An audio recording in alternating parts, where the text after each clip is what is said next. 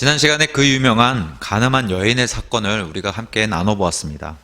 바리새인들과 서기관들이 거짓 고소를 하기 위해서 또 거짓 증인들을 대동해가지고 가늠한 여인을 끌고 오는데, 가늠한 남자는 배제하고서 이 여인을 율법을 들어서 예수님을 시험하려던 이런 사건을 살펴보았습니다.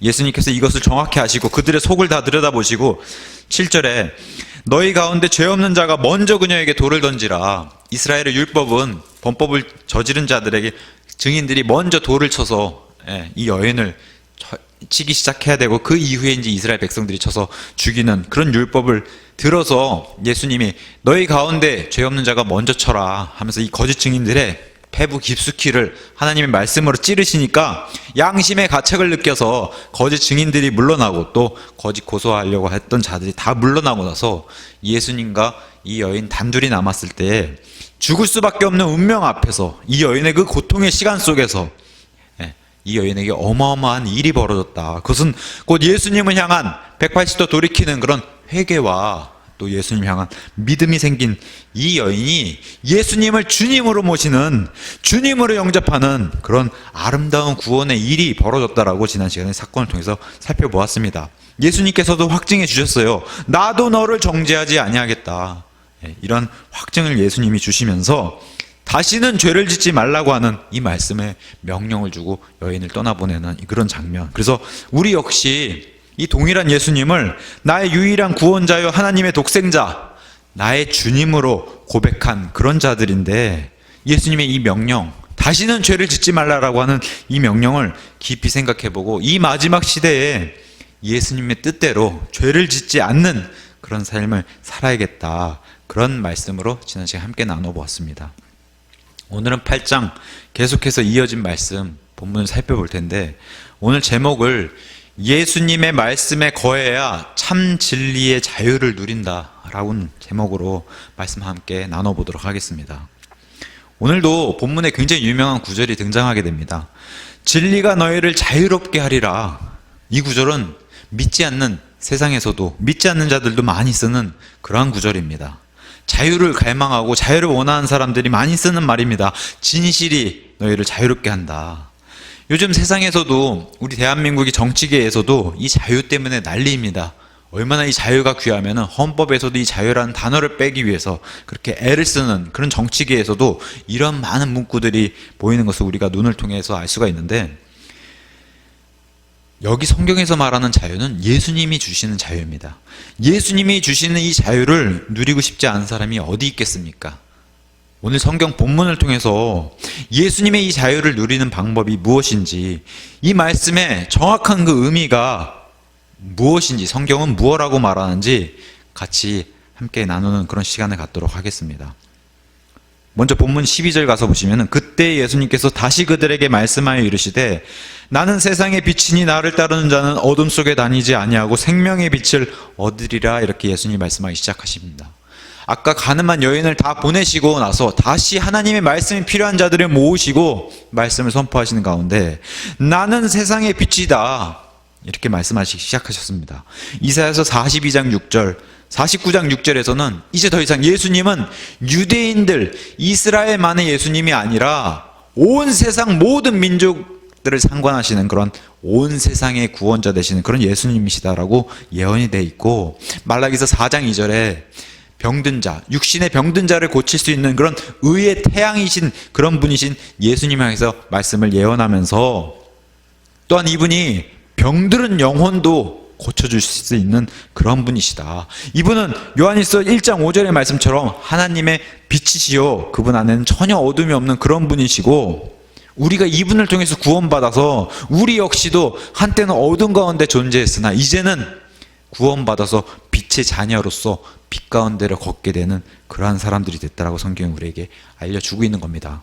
자, 예수님은 세상의 빛이라고 말씀해 주셨습니다. 이 빛은 믿는 자든 믿지 않는 자든 다 비춰주는, 그래서 우리가 태양이라든가 달이라든가 별빛을 통해서 비치는 그런 빛처럼 예수님이 이 땅에 모든 자들에게 다 비춰주었는데 다 이 빛을 받아들이지 않는 사람들이 생겨났다. 그래서 요한복음 1장 5절에서는 어둠 가운데 비친 이 빛, 어둠 속에 비친 이 빛을 어둠이 그것을 깨닫지 못하더라 이렇게 이제 증언해주고 있고 1장 9절에 이 빛은 태양이나 이런 달빛하고는 비교가 안 되는 진짜 참빛으로 세상에 오시는 그분 예수님을 참빛이라고 표현했는데 세상에 들어오는 모든 사람, 믿는 사람이든 믿지 않는 사람이든 다 비쳤는데 세상이 그분을 알지 못했고 심지어 자기 백성인 이스라엘조차도 예수님을 받아들이지 않았다라고 성경이 증언해주고 있는 겁니다. 다 거부했다는 겁니다.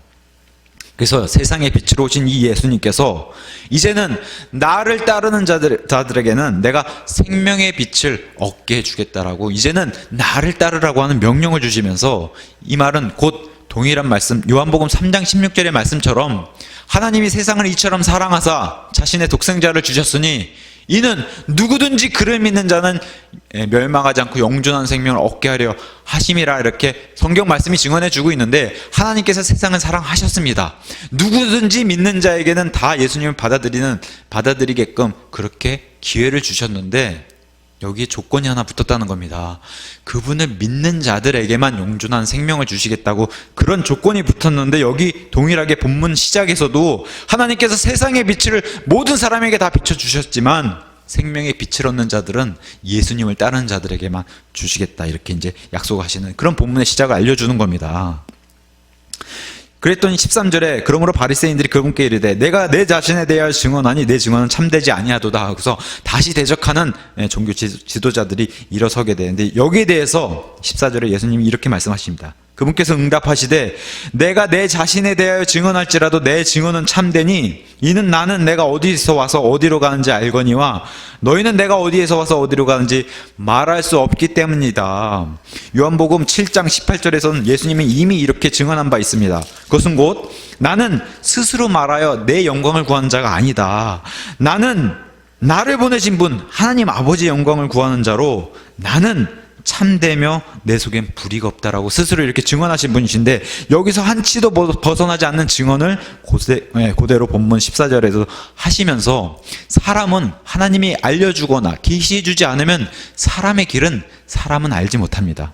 하나님이신 예수님은 자신의 길도 아실 뿐더러 사람의 모든 길도 다 아시는 그런 하나님이십니다. 그래서 이 하나님이 알려주지 않는 한 사람은 알지 못합니다. 그래서 사람은 창세기의 기록대로 흙에서 와서 흙으로 간다라든가 또 예수님의 이 하나님의 길을 따르려고 하면은 예수님의 믿음을 통해서 하나님이 가는 그런 방법이라든가 이런 것들은 다 하나님이 알려주셔야 안다라고 성경이 얘기해주고 있습니다. 근데 하나님의 이러한 것들을 알려주시기 전에는 사람은 알지 못하기 때문에 그래서 말할 수 없다라고 성경이 우리에게 증언해주고 있는 겁니다. 15절에 너희는 육체를 따라 판단하나 나는 아무도 판단하지 아니하노라. 예수님은 처음부터 끝까지 나는 겉을 보고 겉모양 보고 겉을 보고 판단하는 그런 존재가 아니다. 나는 속 중심을 보고 판단하는 하나님이다라고 계속해서 변함없이 증언하신 그런 분이셨습니다. 그러면서 사람과 달리 겉을 보고 판단하는 사람과 달리 나는 아무도 판단하지 않겠다. 아무도 심판하지 않겠다. 아무도 재판하지 않겠다. 왜 그래요? 이것이 초림의 사역이라는 겁니다. 그래서 요한복음 3장 17절에서도 성경은 동일하게 이렇게 증언하고 있습니다. 하나님께서 자신의 아들을 세상에 보내신 것은 세상을 정죄하려 하심이 아니요 그를 통해 예수님을 통해 세상을 구원하려 하심이라. 이게 초림의 목적이라는 겁니다. 그래서 예수님은 정죄하러, 재판하러, 심판하러, 판단하러 오신 게 아니라 구원하러 오셨다. 이게 초림의 목적이라고 성경은 정확하게 얘기해주고 오늘 본문도 예수님은 그래서 나는 아무도 판단하지 않겠다 이렇게 말씀하시는 겁니다. 16절에 만일 내가 판단해도 내 판단은 참되니 이는 내가 혼자 있지 아니하고 나를 보내신 아버지와 내가 함께 있기 때문이라. 16절에 가서 보시면은 아버지가 고딕으로 되어 있으면서 영어에선 대문자 father로 되어 있는 하나님 아버지를 나타내는 그런 단어로 되어 있습니다. 안타깝게도 개역 성경은 이 개역 성경만, 다른 성경은 괜찮은데 개역 성경만 이 아버지를 삭제해 놨어요. 하나님의 아들을 강조하면서 하나님 아버지도 드러내는 그런 답변이 바로 16절의 답변입니다. 예수님의 판단은 옳다는 겁니다. 이게 사람의 편에서 봤을 때는 스스로 증언하는 것은 사람의 편에선 사람의 법에서는 어긋나는 일인데, 예수님은 이미 많은 증언을 통해서 많은 증인들을 대동해서 다 증언하셨음에도 여기 지금 예수님을 대적하는 자들이 영 계속해서 믿질 않으니까 예수님 스스로가 내가 곧 하나님이요 나와 하나이신 아버지의 증언이 참되다라고 계속해서 예수님은 동일한 선포를 계속 증언을 하시고 계십니다. 그래서 17절과 18절에 너희 율법에도 두 사람의 증언은 참되다라고 기록되었으니 내가 내 자신에 대하여 증언하는 자가 되고 나를 보내신 아버지, 대문자 파더입니다. 여기도 아버지도 나에 대하여 증언하시느니라. 예수님이 계속해서 동일한 말씀을 계속 하세요. 이미 예수님께서는 요한복음 5장에 자신을 위한 4명의 증인을 소개한 바가 있습니다. 그래서 그 첫 번째 증인인 침례자 요한을 증인으로 내세웠었고, 두 번째 증인인 예수님께서 이 땅의 공생의 기간 동안 보이신 하나님의 일들, 기적과 표적들이 바로 나를 위한 증인이다라고 두 번째 증인으로 내세웠고, 또한 하늘에 계신 나와 하나이신 나를 보내신 그분 하나님 아버지를 세 번째 증인으로 내세웠고, 마지막 네 번째 증인이 성경 기록들을 탐구하라. 그것은 나에 대하여 증언한 것들이다 라고 하면서 성경 기록이 바로 나를 증언하는 네 번째 증인이다. 이렇게 이미 네 번째 증인, 네 증인은 이미 말씀하신 바 있습니다. 그럼에도 여전히 종교 지도자들이 예수님을 대적하고 믿지 않자 예수님은 또 다른 증인을 요한복음 15장에 등장시킵니다. 그것은 곧 삼위일체의 마지막 제3위격인 나를 위한 또 다른 나를 증언하시는 분, 성령님을 성경에서 최초로 예수님께서 계시해서 드러내시면서 이 신비로우신 존재를 드러내신 분, 그분이 또한 예수님을 증언하는 또 다른 증인이시고, 심지어 나와 함께 공생의 처음부터 끝까지 지냈던 나의 사도들, 내 제자들이 역시 나를 위한 증인이 되겠다고 요한복음 15장 27절에도 동일하게 이렇게 예수님이 선포하고 계십니다. 그랬더니 19절에 이에 그들이 그분께 이르되 내 아버지가 어디 있느냐 하니 예수님께서 대답하시되 너희가 나도 알지 못하고 내 아버지도 알지 못하는도다. 너희가 나를 알았더라면 내 아버지도 알았으리라. 이렇게 말씀하시기 시작합니다.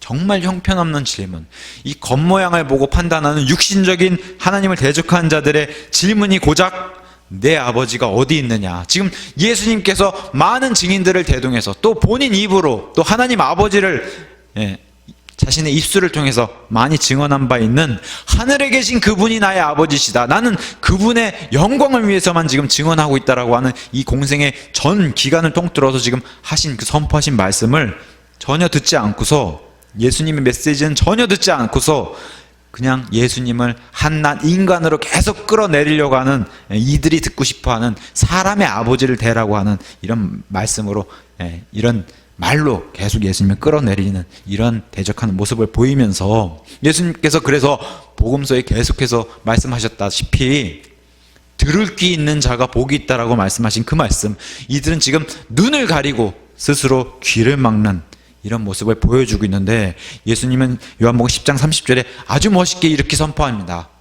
나와 내 아버지는 하나이니라. 하나이신 이 존재, 계속해서 예수님은 말씀을 선포하시는데, 그랬더니 20절에 예수님께서 성전에서 가르치실 때에 성전 보고에서 이 말씀들을 하셨으나 아무도 그분께 손을 대지 아니하였으니 이는 그분의 때가 아직 이르지 아니하였기 때문이더라 하면서 예수님의 신성의 모습을 다시 보여주면서, 예수님께서 지금 말씀을 선포하신 이 자리가 성전 보고가 있는 그 앞에서 예수님 말씀 선포하신 것을 보여주고 있습니다. 성전 보고란 사람들이 이 성전에 와가지고 헌금을 내거나 예물을 간직하는 곳, 또 과부와 고아들을 위해서 3년마다 걷는 그 11조를 보관하는 그런 장소로 알려져 있습니다. 마태복음 12장에서는 예수님이 이 성전 보고에서 많은 부자들이 많은 예물을 가지고 와서 이렇게 성전 보고에 드리는 것을 유심히 본 것을 마가복음 12장에 기록해 주고 있는데, 아무래도 이런 장소는 지금 제사장, 사두개파인 제사장들과 깊은 연관을, 이 성전 보고를 관리한 자들이 제사장이기 때문에 이들과 깊은 관련이 있는 그런 장소인데, 자, 이 장소 앞에서 지금 예수님 말씀을 선포하고 계신 겁니다.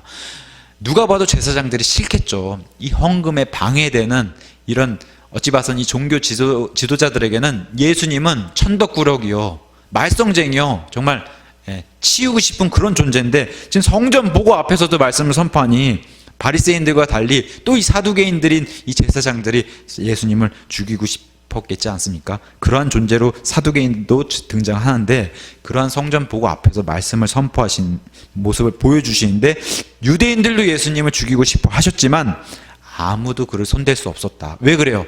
예수님은 하나님이시기에 자신의 때에 자신이 십자가에 달리신 스스로 내어주기 전까지는 사람은 하나님이신 예수님을 어찌할 수 없다라고 하는 그런 예수님의 신성의 모습도 보여주시면서 21절에 그때 예수님께서 다시 그들에게 이르시되 나는 내 길로 가나니 너희는 나를 찾다가 너희 죄들 가운데서 죽겠고 내가 가는 곳에 너희가 오지 못하리라. 엄청난 엄중한 말씀에 이런 경고를 하십니다.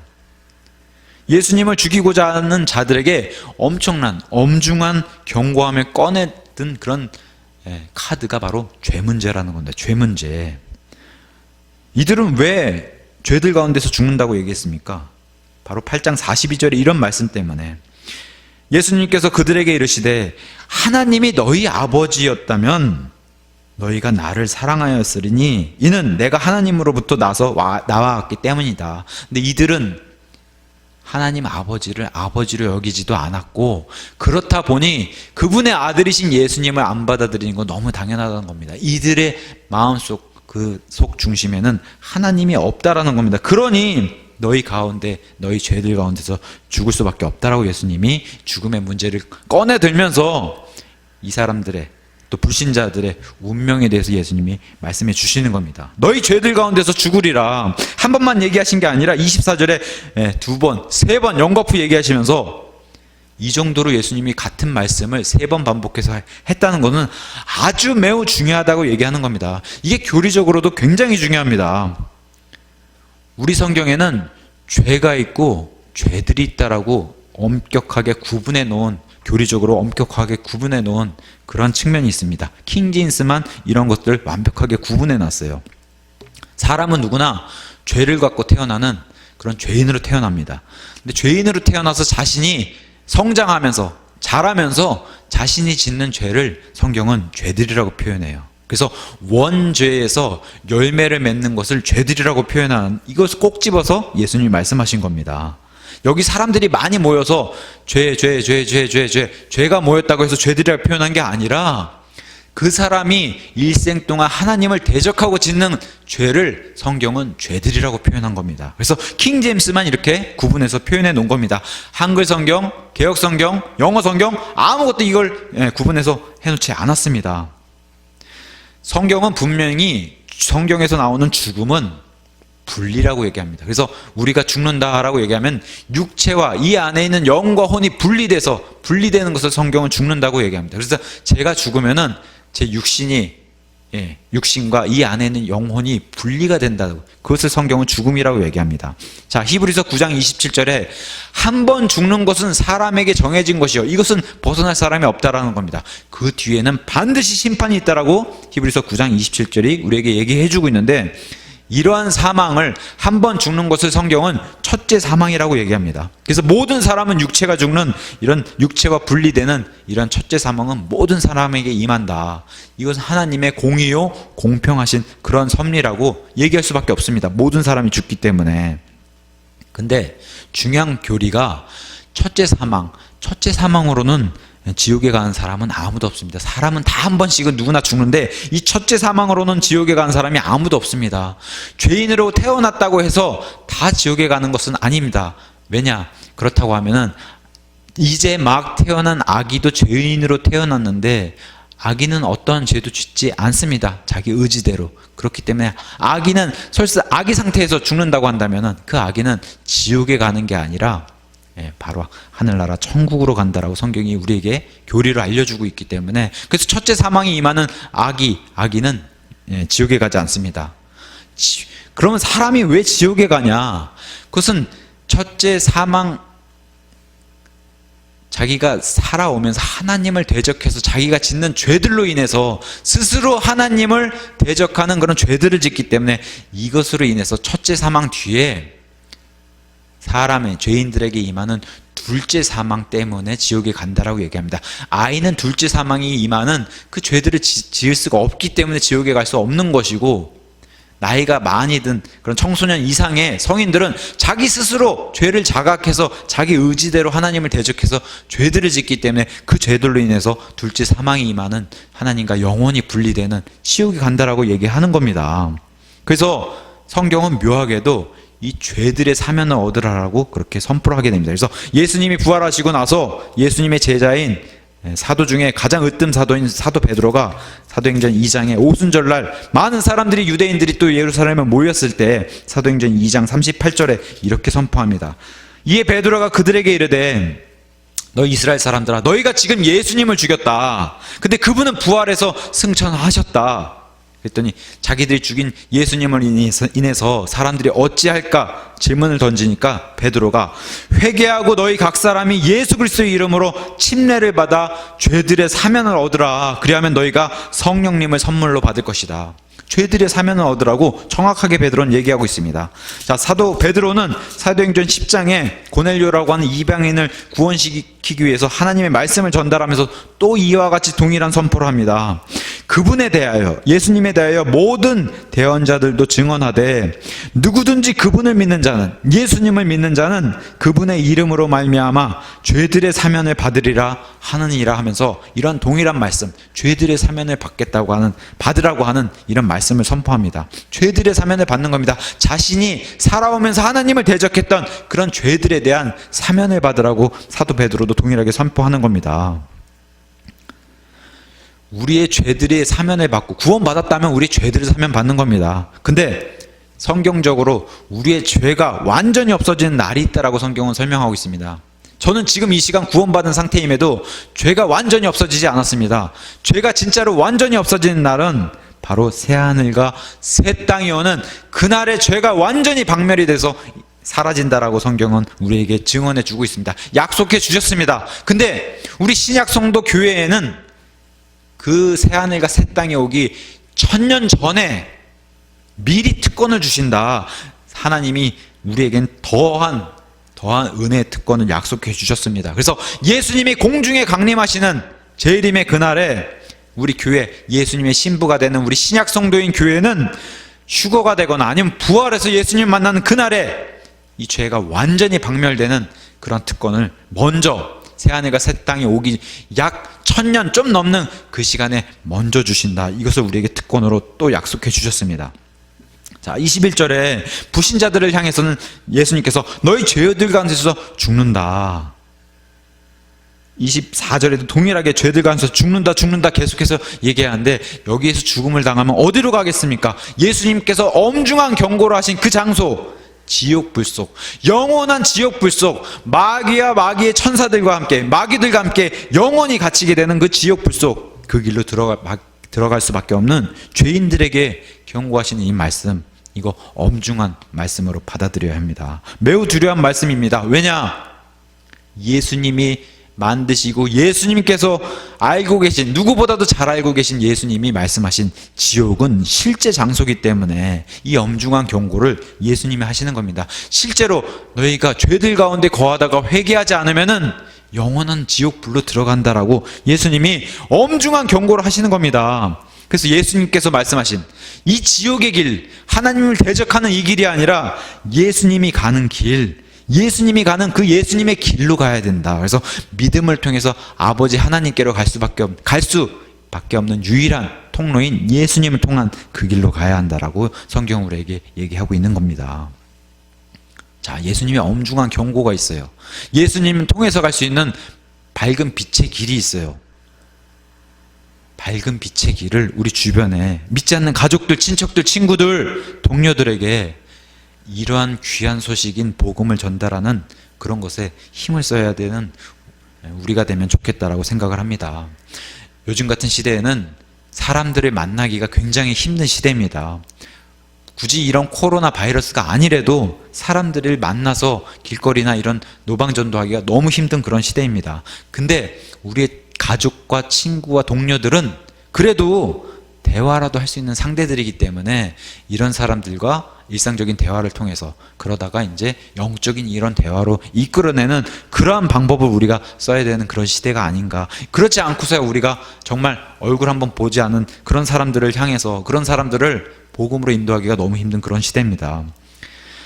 어떤 분은 얘기해요. 아는 사람에게 복음 전달하기가 더 힘들다라고.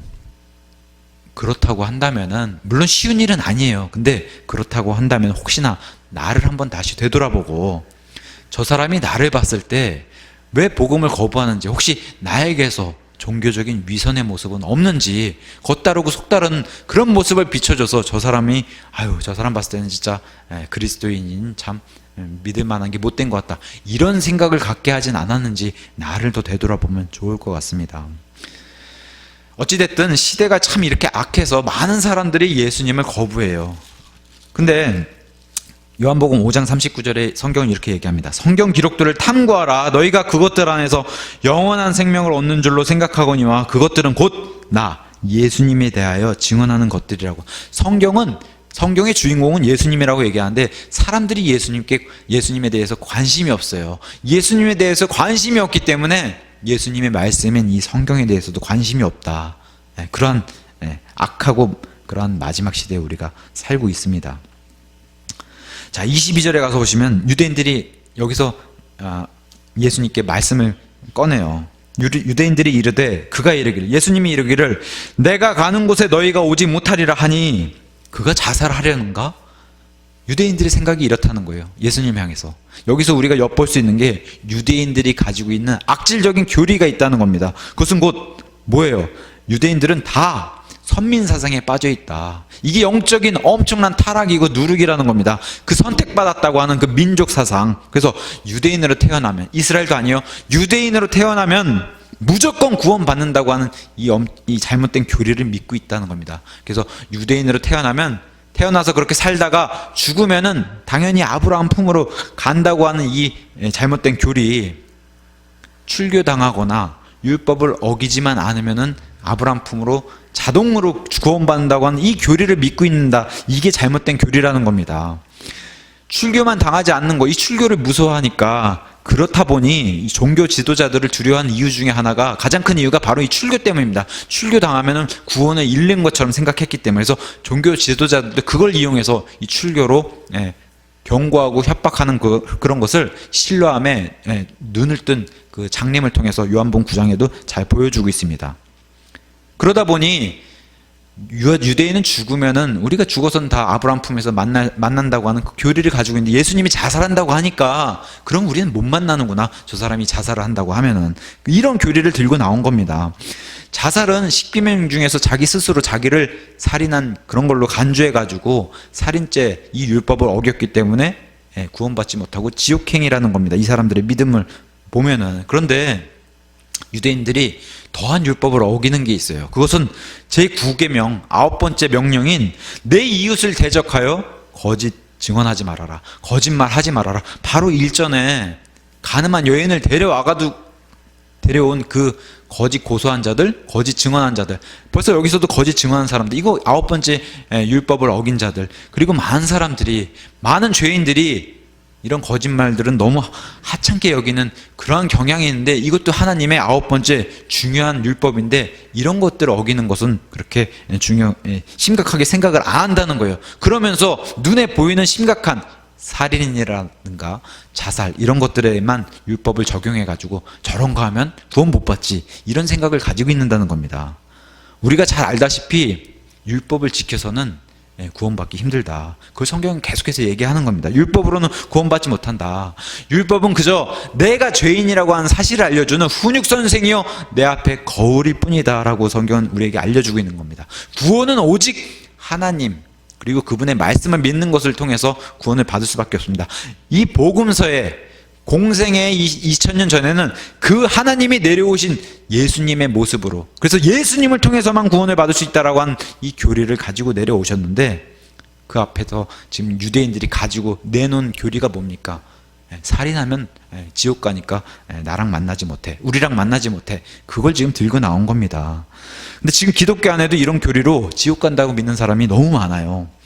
자, 우리가 중요하게 생각할 것은, 중요한 것이 자살에 포인트를 두는 게 아니라 하나님 안에 구원받아서 하나님 안에 있는가 없는가, 이게 더 중요하다는 겁니다. 교리적으로는. 이거 가지고 오해하지 말기를 바랍니다. 제가 자살을 부추기거나 자살을 이렇게 자극적으로 얘기하는 게 아니라 진짜 그리스도인이라면 자살하지 않는 것이 정상입니다. 그럼에도 어쩔 수 없는 상황에 만약에 자살을 했다 하여도 그 사람이 하나님 안에 구원받아서 하나님 안에 있는 사람이라면 성경적인 교리로는 자살해도 구원을 잃어버리지 않습니다. 지옥 가지 않습니다. 이게 성경적인 교리입니다. 자, 이렇게 유대인들이 엉텅구리인 이런 교리를 들고 예수님 앞에 나온 이런 모습을 보였을 때 23절과 24절에 그분께서 그들에게 이르시되 너희는 아래에서 났다, 땅에서 났다는 겁니다. 나는 위에서 났으며 너희는 이 세상에 속하고 나는 이 세상이 아닌 저 셋째 하늘 하늘에 속한 그런 존재다라고 얘기하면서 24절에 그러므로 내가 너희에게 말하기를 너희는 너희 죄들 가운데서 죽으리라 하였노니 너희가 만일 내가 그 대언자, 그 메시아, 그 그리스도, 그 하나님의 아들인 줄을 믿지 아니하면 너희 죄들 가운데서 죽으리라 하면 다시 한번 엄청난 엄중한 이런 경고를 하십니다. 하나님은, 여기 지금 예수님은 이 땅의 죄인들과 사람하고는 이 클래스가 다르다고, 차원이 다른 그런 존재라는 것을 알려주시면서 25절에 이에 그들이 그분께 이르되 너는 누구냐 하니 예수님께서 그들에게 이르시되 나는 내가 처음부터 너희에게 말한 바로 그니라. 다시 한번 이 겉모양으로 판단하는 육신적인 사람들의, 죄인들의 질문을 가서 보시면 너무나 형편없습니다. 너는 누구냐? 지금까지 3년 내내 하나님의 아들이신 메시아의 모습으로 많은 기적을 보이고 많은 병자들을 살리고 심지어 죽은 자도 살리신 이분을 앞에 두고 너는 누구냐? 이거는 믿지 않겠다라고 작정한 그런 모습을 보여주면서 15절에 육체를 따라 판단하는 그런 모습을 계속해서 보여주고 있는데 예수님은 어떤 모습을 보여줍니까? 내가 처음부터 너에게 말한 바로 그 대언자, 그 메시아다. 공생에 3년 동안 외치셨어요. 처음부터. 예수님은 사적인 생활, 지금 33년을 성육신에서 이 땅에 사람의 몸을 입고 와서 외치신 그 모습으로 외치셨습니다. 말씀해 주셨어요. 이스라엘은 예수님, 하나님과 관계를 통해서 대언자들을 보내셔가지고 하나님 말씀과 대언자를 통해서 이스라엘과는 1500년 동안 관계를 맺어주신 그런 분이십니다. 처음부터 이렇게 계속해서 알려주셨습니다. 또한 지금 이 성전 당시부터 해서 4000년을 거슬러 올라가서 하늘과 땅을 창조하신 창조의 주인이신 성경 기록을 주신 그때부터 처음부터 말한 그 예수님이시고 지금 우리가 있는 이 현대 시대로부터 6000년 전에 성경에 이 온 우주와 땅을 만드시고 시작하신 그분이신 바로 예수님께서 우리에게도 동일하게 말씀하신 그분이시고 요한복음 1장 9절에 이 땅의 모든 사람을 비추는 그 빛이시고 누구든지 믿는 자는 영존하는 생명을 주실 수 있는 그런 분이시고 아버지 이름으로 오신 분이시고 하나님 아버지께서 봉인하신 그런 분이시고 하늘로부터 오시는 분, 여기 지금 하늘에서 나신 분 그분이시고 모든 것 위에 계신 분. 그래서 사마리아 여인을 만났을 때 사마리아 여인이 예수님 앞에서 이런 말씀을 드립니다. 메시아 곧 그리스도라고 하는 그런 분이 오실 줄로 저는 믿습니다 했더니 예수님이 뭐라고 대답하십니까? 그 바로 앞에서 내가 바로 그다, 내가 바로 그 메시아다, 이렇게 말씀하신 분이 여기 말씀하신 이 동일한 예수님이십니다. 어린아이도 다 이해하기 쉽게 예수님 설명해 주셨어요. 내가 바로 생명을 줄 수 있는 생명의 빵이다. 내가 바로 살아있는 물이니 나를 마셔야 된다.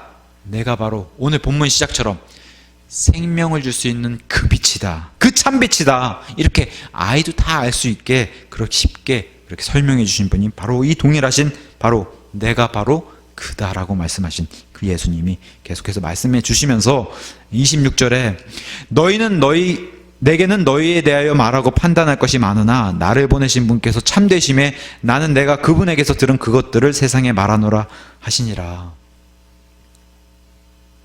예수님이 여기 불신자들을 앞에 두고 나는 너희에 대해서 말하고 판단할 것이 많다. 이거 굉장히 무서운 말입니다. 말하고 판단할 것이 많다. 재판할 것이 많다. 여기 불신자들은 이대로 죽게 되면 어디로 갑니까? 나중에 크고 흰 왕좌인 백보자 심판에 가가지고 예수님 앞에서 예수님 뭐라고 말씀하세요? 동일하게 내가 분명히 너희에게 말한 것처럼 나는 너희에게 말하고 너희를 판단하고 재판할 것이 많다라고 낱낱이 그 앞에서 영원한 불옷으로 들어가게 되는 이유에 대해서 낱낱이 예수님이 말씀해 주실 겁니다. 굉장히 엄중하고 또다시 두려운 말씀을 하시면서 이 말씀은 우리에게도 적용됩니다. 구원받은 하나님의 자녀들도 구원받은 이후에 예수님을 따라 하나님을 따라서 하나님 뜻대로 살지 못하는 그런 삶을 살았을 때는 예수님께서 동일하게 우리에게도 말씀해 주고 계신 겁니다. 너희에게 말하고 판단할 것이 내게는 많다. 우리는 죄인들이 가는 백보자 심판 때에는 가진 않지만 구원받은 사람은 예수님 앞에서 1대1로 서게 되는 그리스도 심판석 앞에 갔을 때에 예수님이 동일하게 말씀하신 겁니다. 내가 너에 대해서 말하고 판단할 것이 많다. 여기 가서 책망의 말씀을 들을 것인지 칭찬을 들을 것인지 그게 바로 이 땅에서 판가름이 난다. 어떻게 살아야 할 것인가 우리가 그것을 깊이 생각해 봐야 된다라고 이렇게 말씀드릴 수 있습니다. 그러나 말하고 판단할 게 많음에도 불구하고 나는 말하지 않고 아버지께서 나를 보내신 분께서 참되심에 내가 그분에게서 들은 그것들만 내가 얘기하겠다. 초림에는 하지 않겠다라는 겁니다. 다시 한번 이 초림에는 내가 정죄하러 온 게 아니기 때문에 말을 아끼겠다. 만약에 예수님이 초림에 와서 말하고 판단하시고 재판하셨다면 이 땅에 살아남을 사람은 한 명도 없는 겁니다. 왜? 하나님의 영광에 이를 자는 단 한 명도 없기 때문에. 그러나 예수님은 그 긍휼하신 하나님의 거룩함 속에서 긍휼하신 긍휼과 풍성하신 은혜를 보여주신 겁니다. 거기서 나온 사랑을 보여주셨습니다.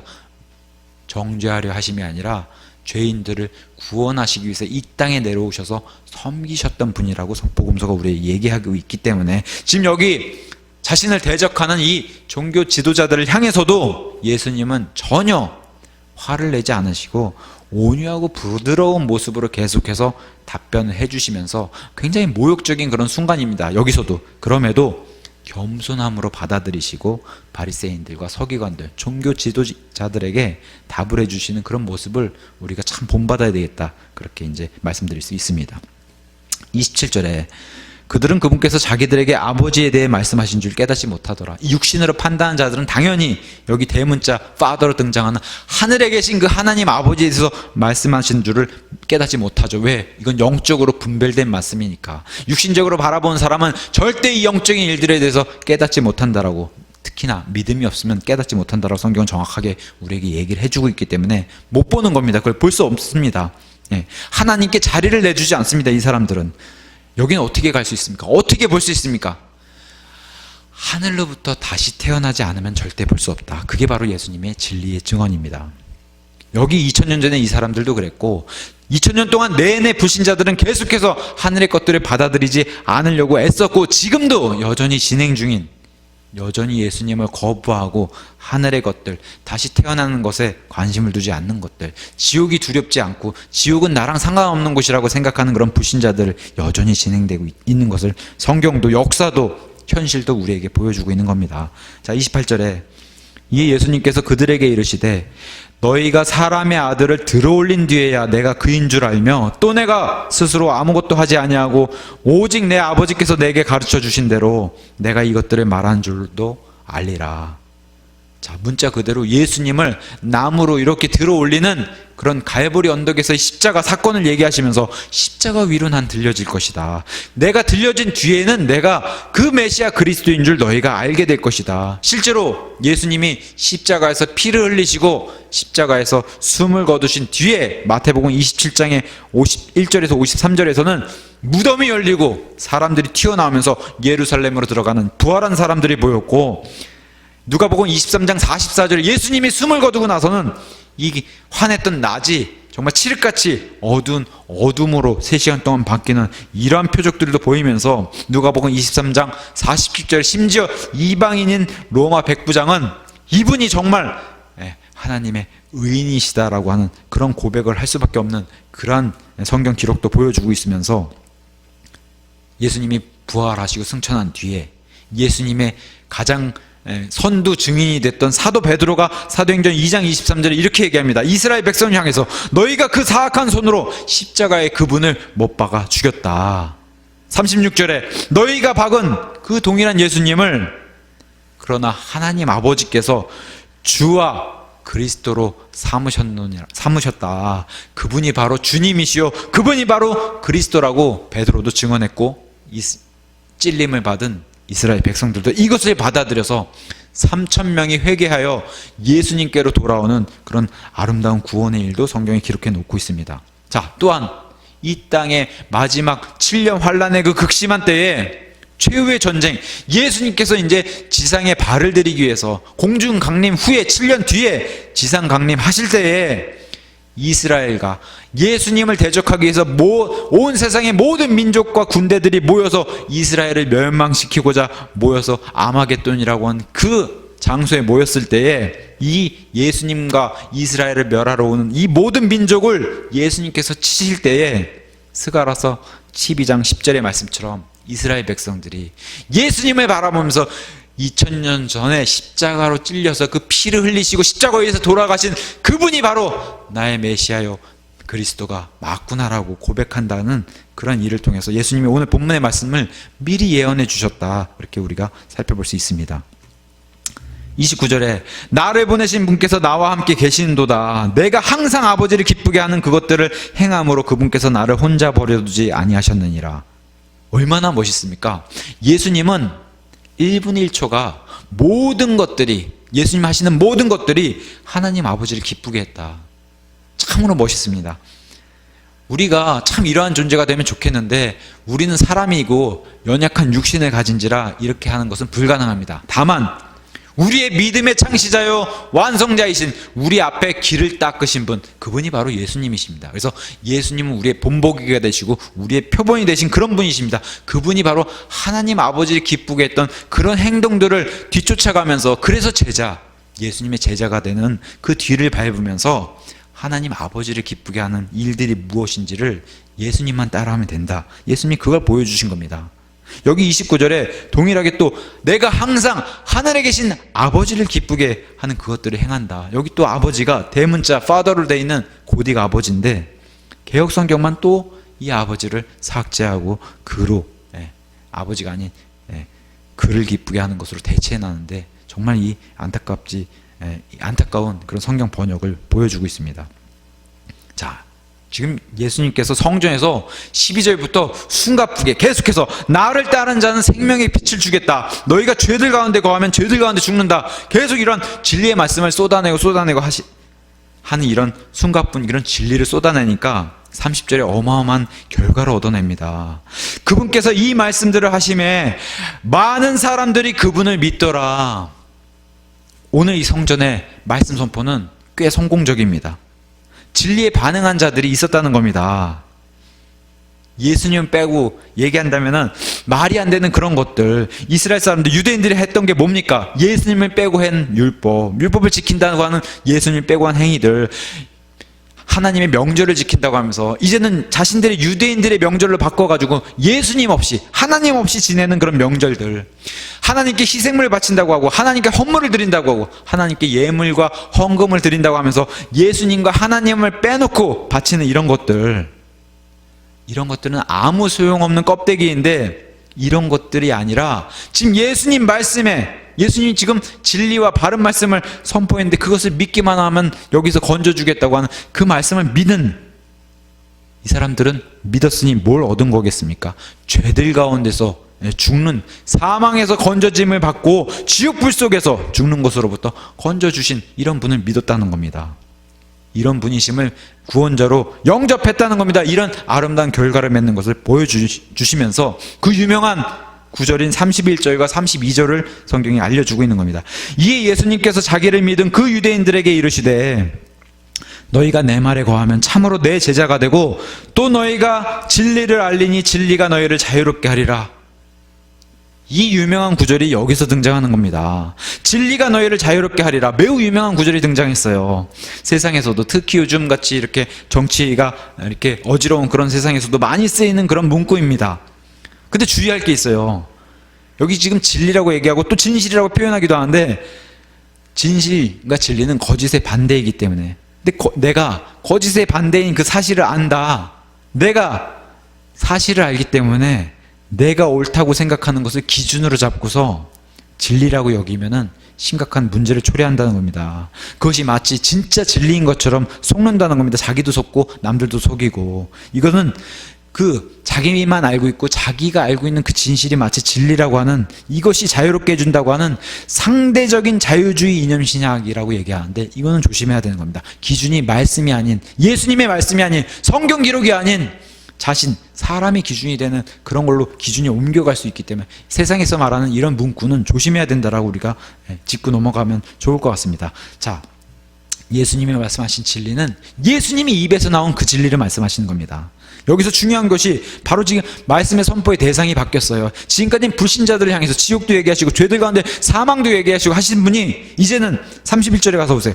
예수님께서 자기를 믿은 유대인에게로 말씀의 대상을 바꾸시면서 이르시되, 너희가 내 말에 거하면 참으로 내 제자가 되고, 또 너희가 내 말에 거하면 너희가 진리를 알리니 그때서야 비로소 진리가 너희를 자유롭게 하리라.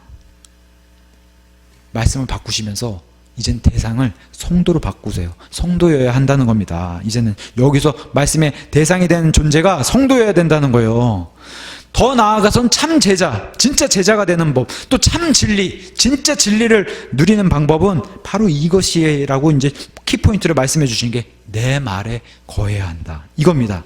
내 말에, 하나님의 말씀에 거해야 한다. 이게 오늘 굉장히 중요한 주제의 포인트입니다. 다른 말로 표현하면은 말씀대로 행하라는 겁니다. 말씀에 거한다는 것은 말씀대로 행하라. 우리 유명한 빌립보서 2장 12절과 13절에서는 우리에게 이렇게 증언하고 있습니다. 그러므로 나의 사랑하는 자들아, 너희가 항상 순종한 것 같이 내가 있을 때, 사도 바울이 있을 때뿐 아니라 지금 내가 없을 때에도 더욱더 순종하여 두려움과 떨림으로 너희 자신의 그 하나님의 구원을 일하여 드러내라. 너희 안에서 일하사 자기가 참으로 기뻐하는 것을 원하게도 하시고 행하게도 하시는 분은 하나님이시니라 하면서, 너희가 구원받은 자라면은 너희 안에 존재하고 계시고 임재하고 계신 그 하나님의 열매를 바깥으로 표출해서 드러내라라고 하는 믿음의 행위의 표출, 그 입증을 성경이 이렇게 증언하고 있습니다. 또한 우리가 유명한 야고보서 2장도 우리의 이런 믿음의 입증에 대해서 이렇게 증언하고 있습니다.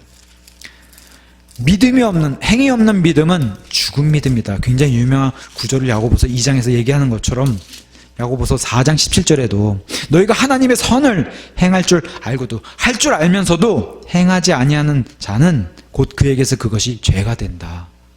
자, 마음으로 믿어요.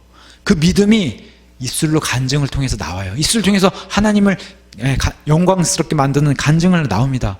그러면서 어떻게 해요? 이것을 실천으로 옮기는 거. 그래서 말과 실천이 하나가 되는, 그것을 원하신다는 겁니다, 하나님께서. 자, 성경은 죄를 멀리 만들게 하지만 죄는 성경을 멀리 만들게 한다. 그래서 우리가 말씀 안에 거한다고 하는 것은 늘 말씀을 가까이 두고서 이 말씀대로 행하는 그런 일을 하라고 예수님이 오늘 말씀하시는 겁니다. 히브리서 2장 1절에서는 우리에게 이렇게 말을 합니다. 예수님이 우리에게 주신 구원은 위대하고 엄청나게 큰 구원이다. 근데 이 구원을 소홀하게 여기지 말아야 된다. 그래서 우리는 마땅히 우리가 지금까지 들은 말씀들, 진리에 대해서 더 열심히 주의를 기울여야 한다. 왜 그래요? 까딱 잘못해서 우리가 한눈 파는 사이에 틈을 주면은 이것은 언제라도 우리에게서 빠져나간다는 거예요. 그래서 말씀을 가까이 두고 그 말씀대로 행하는 삶을 실천하는 그런 삶을 살도록 예수님께서 그런 것을 원하신다라고 우리에게 얘기해 주는 겁니다. 요즘 같은 시대에 이런 마지막 시대의 그리스도인의 모습을 바깥에서 많이 보게 됩니다.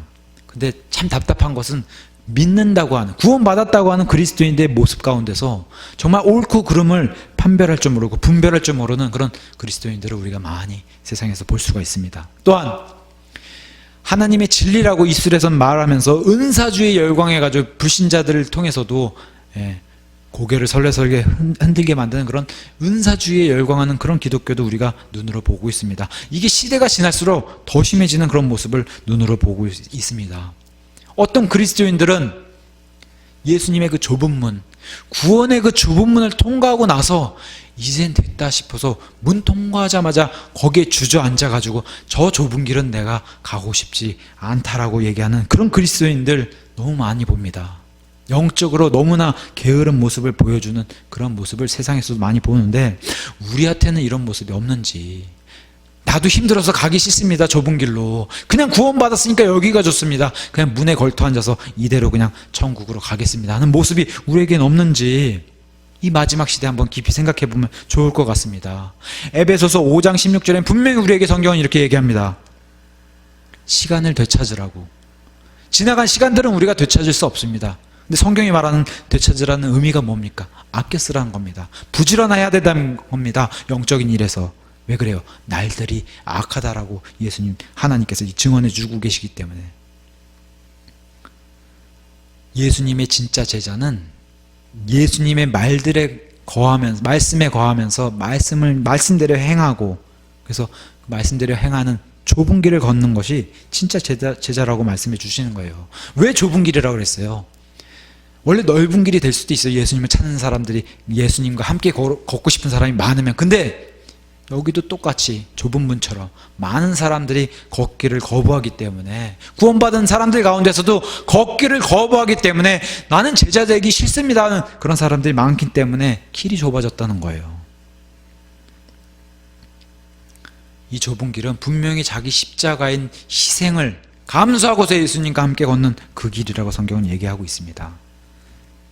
또한 예수님의 말씀을 믿고 구원받은 자들 가운데 그 말씀에 거하고 그 말씀을 행하는 자만이 비로소 참 자유, 그 진리를 통해서 참 자유를 얻는다라고 성경이 특히나 예수님의 입에서 직접 친히 말씀을 선포해 주고 계시는 겁니다.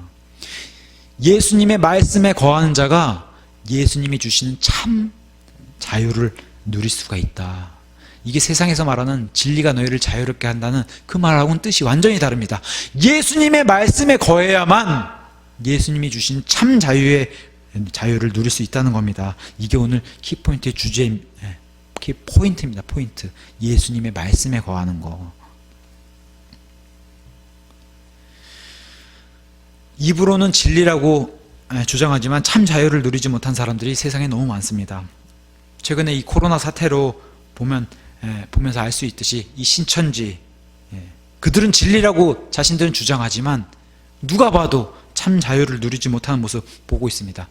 또 하나님의 어머니 하나님이 있다라고 얘기하는 하나님의 교회를 통해서도 그들은 진리라고 주장하지만 진짜 성경 말씀을 비춰봤을 때 참 자유를 누리지 못하는 모습 볼 수가 있습니다. 이외에도 많은 교주를 예수님처럼 섬기는 그런 사이비 이단들의 모습을 보면서 참 자유를 누리지 못하는 사람들 너무나 많습니다. 이들의 특징은 뭐예요? 교주가 하라는 대로 하지 않으면 불안해하다는 겁니다. 불안해한다. 근데 성경은 우리에게 정확히 뭐라고 얘기합니까? 디모데후서 1장 7절의 말씀. 하나님께서는 우리에게 두려움의 영을 주지 아니하시고 권능과 사랑과 건전한 생각의 영을 주셨느니라. 왜 그래요? 하나님의 열매가 이런 것들이고 하나님의 속성이 이런 것이기 때문에 우리가 두려워해야 할 존재는 오직 하나님밖에 없고, 그분을 두려워하고 그분을 경외하고 존경하는 그런 두려움을 갖는 것은 오직 하나님밖에 없고, 그 외에는 하나님의 권능과 사랑과 건전한 생각의 영을 주셨다. 성경이 우리에게 이렇게 증언하고 있습니다. 어떠한 종교에 매달려서 교주가 하라는 대로 안 하면 불안한 거, 이건 다 마귀가 가져온 마귀 교리들이다, 마귀의 진리다, 이렇게 얘기할 수 있습니다. 참 자유를 누리지 못하는 거, 이것은 바꿔 얘기하면 참 진리가 없다는 겁니다. 말씀을 정리하면서 결론을 드리겠습니다. 자, 성경을 있는 그대로 믿고 말씀대로 실천하면서 사는 사람을 성경 신자라고 얘기합니다. 저와 여러분 성경 신자가 되고 싶습니다, 그렇게 고백하는 그런 사람들입니다. 참 묘하게도 요한복음을 기록한 사도 요한이 동일하게 요한 1서를 기록했는데, 요한 1서에는 1장 1절에 이렇게 얘기하고 있습니다. 처음부터 계셨던 그분이 아니라 그것이라고 표현했어요. 즉 생명의 말씀에 관하여는 그것을 우리가 들었다. 여기 계속 그분이라고 얘기 안 하고 그것이라고 표현해요. 그것을 우리가 들었고 우리 눈으로 보았으며 자세히 살펴보았고 우리 손으로 만졌노라 하고 사도 요한이 기록해 놨는데, 사도 요한은 분명히 예수님을 만지고 보고 듣고 한 그런 사람입니다. 근데 요한 1서에는 이렇게 말씀을 그분이라고 표현 안 하고 그것이라고 표현한 이유, 참 묘하게도 우리는 예수님을 보지도 못하고 듣지도 못하고 만지지도 못합니다. 근데 우리가 할 수 있는 것, 지금 우리 손에 만지고 보고 듣고 하는 성경 말씀이 그대로 있다는 겁니다. 그 말씀을 오묘하게도 생명의 말씀인 그것을 우리가 들었고 우리 눈으로 보았으며 자세히 살펴보았고 우리 손으로 만졌노라. 저도 지금 만지고 있고 여러분도 동일하게 만지고 듣고 보고 할 수 있습니다. 그게 바로 우리 손에 들려준 하나님의 완벽한 말씀입니다. 예수님 입에서 나온 모든 말씀은 거짓이 없는 참 진리입니다. 우리는 예수님 입에서 나온 그 단어 하나하나를 숨을 불어넣어서 만든 그 성경 기록을 귀하게 여깁니다. 우리는 그 성경이 킹제임스 성경이라고 믿습니다. 여기가 우리의 출발입니다. 우리 믿음의 출발입니다. 올바른 성경에서 나온 참 진리에서 오늘 본문 말씀처럼 참 제자가 나오고 올바른 진리에서 참 자유를 누릴 수 있다. 그게 오늘 예수님께서 친히 말씀해 주신 진리입니다. 중요한 것은 뭐라고 말씀드렸습니까? 예수님의 말씀 안에 거해야 된다. 예수님의 말씀의 뜻대로, 예수님 뜻대로 행해야 한다. 구체적으로 믿음의 열매를 내야 된다. 말과 행동이 일치되는 그런 삶을 살아야 된다. 마지막으로 얼마 안 있으면 다가올 총선 얘기를 하고 마무리 짓겠습니다. 자, 이제 대한민국의 앞날을 결정할 총선을 열흘 정도 남겨두고 있습니다. 이번 총선에서는 특히 우리 그리스도인들은 혈연, 지연, 학연, 지역 이런 거 상관하면 안 됩니다. 하나님의 오른쪽 가치를 먼저 깊이 생각하는 그런 우리가 돼야 될 것으로 생각합니다. 사람의 길을 쫓는 것이 아닙니다. 우리는 하나님의 길을 쫓는 사람들이기 때문에. 그래서 하나님의 시선으로 이 대한민국을 바라보는 그게 더 중요하다. 대한민국을 위하는 길이 과연 무엇인가? 하나님의 가치를 우선해 둬야 된다. 그래서 동성애, 하나님 미워하시는 동성애라든가 기독교를 탄압하는 이런 종교 탄압이라든가 사회주의, 공산주의 정책을 펴는 이런 정당이나 그런 후보들에겐 절대로 표를 줘서는 안 된다. 이게 바로 우리 그리스도인이 해야 되는 자세입니다.